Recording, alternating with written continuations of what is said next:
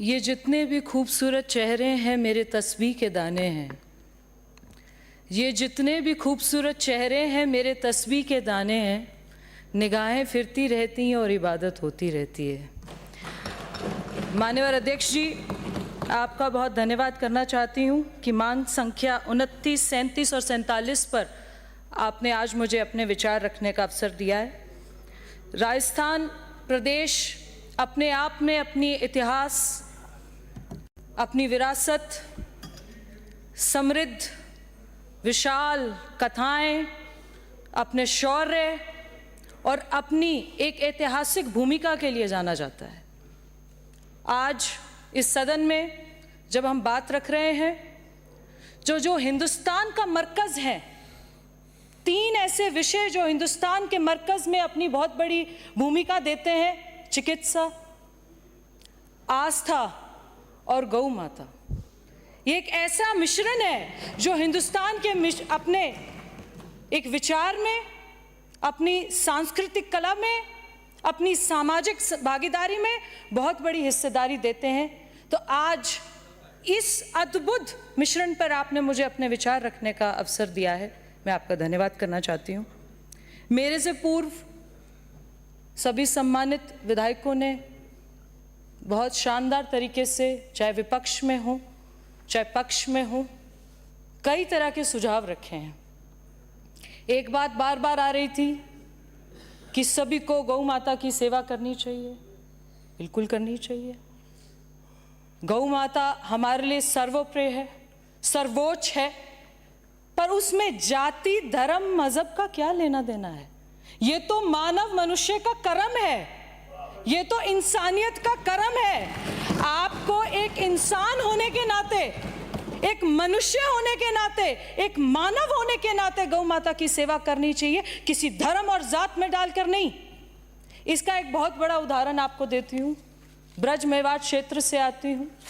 पिछले कुछ दिनों से, कुछ महीनों से, सालों से हम सुनते थे कि मेवात में गौ हत्याएं बहुत हो रही है, गौकशी के बहुत सारे मुद्दे सामने आते थे।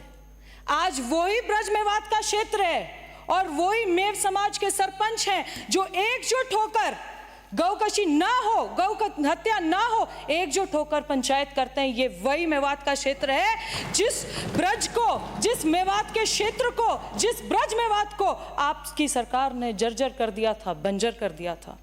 आज वहीं के लोग रहने वाले एक होकर ये कहते हैं कि इस इलाके में गौकशी नहीं होनी चाहिए, गौ हत्या नहीं होनी चाहिए। सर्वधर्म एक होकर गौ माता की पूजा करे, इबादत करे, जिस तरीके से भी चले। मेरे से पूर्व बहुत सारे विधायकों ने हर तरह की बात रखी। जब देवभूमि की बात आती है, देवस्थान की बात आती है, तो ब्रज का नाम अपने आप सामने प्रकट हो जाता है। जो कामा नगरी है वो 4 युगों की नगरी है। 84 कोस, 84 मंदिर, 84 कुंड, 84 खंबे एकजुट होकर ऐसी नगरी है जिसका एक संरक्षण मेवात अपनी तहजीब और संस्कार से भी करता है। जैसे कि हम देखते हैं कि जो देवस्थान विभाग है, एक अध्यक्ष जी, आपके माध्यम से माननीय मुख्यमंत्री जी का धन्यवाद करना चाहती हूं कि इस सदन में तकरीबन 15 साल बाद देवस्थान विभाग की मांग रखी गई है। 15 साल बाद ये हमारी सरकार का, माननीय मुख्यमंत्री जी का एक विजन है, एक डिजिटल इंडिया में इंक्लूड करने का विजन है कि जहां पर 15 साल बाद देवस्थान विभाग, जो इतना राजस्थान प्रदेश के लिए इतना महत्वपूर्ण विभाग है, जहां राजस्थान की धरती पर, इस जमीन पर इतने मंदिरों की, इतने देवालयों की हम बात करते हैं और 15 साल से उसकी मांग इस सदन में नहीं रखी गई, तो ये आप हमारी गत सरकार की विचार को इन्हीं बातों से समझ लीजिए। जितने रजवाड़े शासक रहे, उन्होंने जो मंदिर बनाए, आज़ादी से पूर्व जो मंदिर बने, सभी की रख रखाव, देखभाल, उनकी मलकियत की खैर मकदम करना, खिदमत करना देवस्थान विभाग का बहुत बड़ा कार्यभार है। देवस्थान विभाग की एक अपना बहुत व्यापक रूप में वो अपने आप को पेश करता है। करोड़ों हजारों करोड़ों की संपत्तियां हैं। ना केवल राजस्थान में पर पूरे देश भर में देवस्थान विभाग की संपत्तियां हैं, पर उनकी क्या दिशा है, किस हिसाब से वो चल रहे हैं, मैं थोड़ा ध्यान आपका आकर्षण उस पर करना चाहूंगी।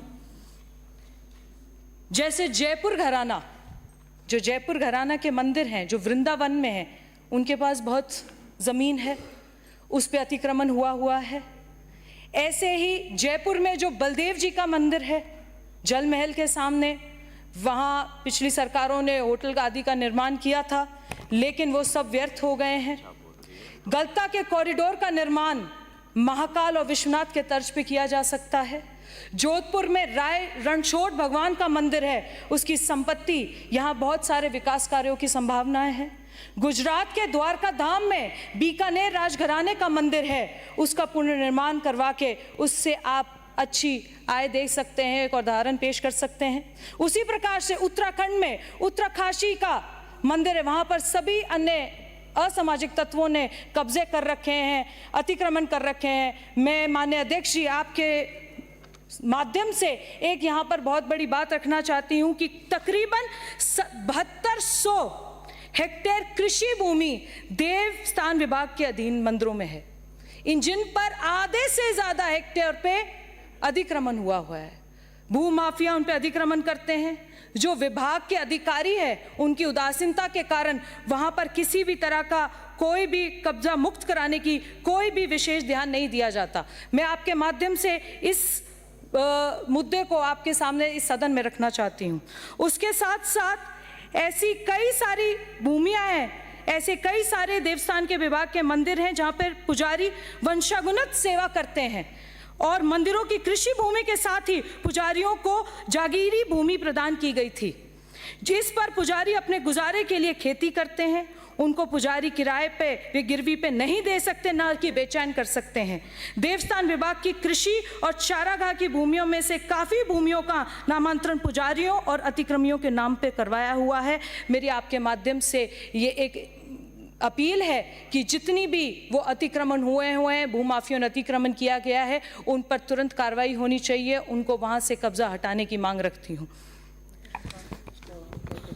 मैं इस सदन में अपने ब्रज क्षेत्र से जो हमारे 84 मंदिर हैं, 84 खंबे हैं, 84 कोस है, वहाँ पर कामा कॉरिडोर के तहत एक विकास की बात रखने की यहाँ पर बात रखती हूँ।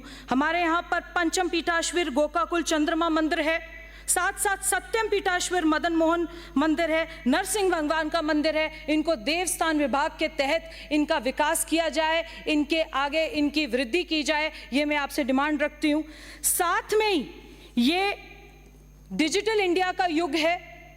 हम चाहते हैं कि जो राजस्थान प्रदेश की पौराणिक कथाएं हैं वो युवा पीढ़ी तक जानी चाहिए, युवाओं को पता लगना चाहिए कि यहाँ पर ये जितने बड़े बड़े महल हैं, जितने बड़े बड़े शासक रहे हैं, इनकी शौर्य गाथाएं क्या है। कि मैं चाहती हूँ आपके माध्यम से देवस्थान विभाग को या शिक्षक विभाग से जोड़कर उसी तरीके से वहाँ पर गुरुकुल खोले जाएं। गुरुकुल के माध्यम से उन बच्चों को अपनी संस्कृति, अपनी तहजीब के साथ जोड़कर उनको अपनी पीढ़ियों का जो हमारी शौर्य गाथा है उनके साथ जोड़ा जाना चाहिए। उसके साथ साथ जो विज्ञापन है, एडवर्टीजमेंट है, इनको प्रचार प्रसार में लेना चाहिए, सनातन धर्म के प्रचार प्रसार में लेना चाहिए देवस्थान विभाग से, ताकि उनसे रेवेन्यू जनरेट हो सके। पर ज़्यादा से ज़्यादा जो हमारा विज्ञापन है वो सनातन धर्म में उसका उपयोग हो, प्रयोग हो, इसकी भी मैं यहाँ पर आपसे एक उम्मीद रखती हूँ।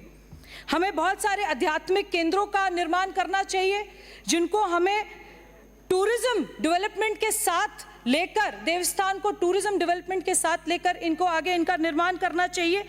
और मैं इसी माध्यम से आपके ये भी रखना चाहती हूँ कि अगर हम अपने गुरुकुलों का डिमांड करेंगे, गुरुकुलों को देवस्थान के साथ जोड़ेंगे, आयुर्वेदिक चिकित्सालयों को देवस्थान विभाग के साथ जोड़ेंगे, कला और पर्यटन को देवस्थान विभाग के साथ जोड़ेंगे, जो हमारा रेवेन्यू जनरेट हो सकता है, जो इतने सालों से किसी के माध्यम से नहीं हो पा रहा है, उनको हमें रेवेन्यू जनरेट करने का भी मौका मिलेगा।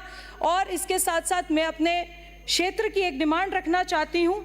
हमारे यहाँ पर पशु विभाग से जो चिकित्सालय है उसमें ना तो कोई चिकित्सक है, ना ही कोई स्टाफ है। और आपके माध्यम से मैं ये उम्मीद रखती हूँ कि जो हमारे विभाग में आने वाले डॉक्टरों की नियुक्ति हो, ताकि जो जितने भी हमारे पशु हैं जो वहाँ पर उपचार अपना करा सकें। मैं आपके माध्यम से ये वो रखती हूँ। दूसरा मैं ये भी रखना चाहती हूँ कि आप देवस्थान विभाग के सारे आसपास के आपके विभागों के साथ, शिक्षा विभाग, कलाकृति विभाग, पर्यटन विभाग और इनके रेवेन्यू के साथ इसको जोड़कर रेवेन्यू जनरेट करने का सोचें, ताकि जो नई पीढ़ी है, नई पीढ़ी जो इस प्रदेश की है, वो अपनी गाथाओं को समझ सके और आगे चल सके।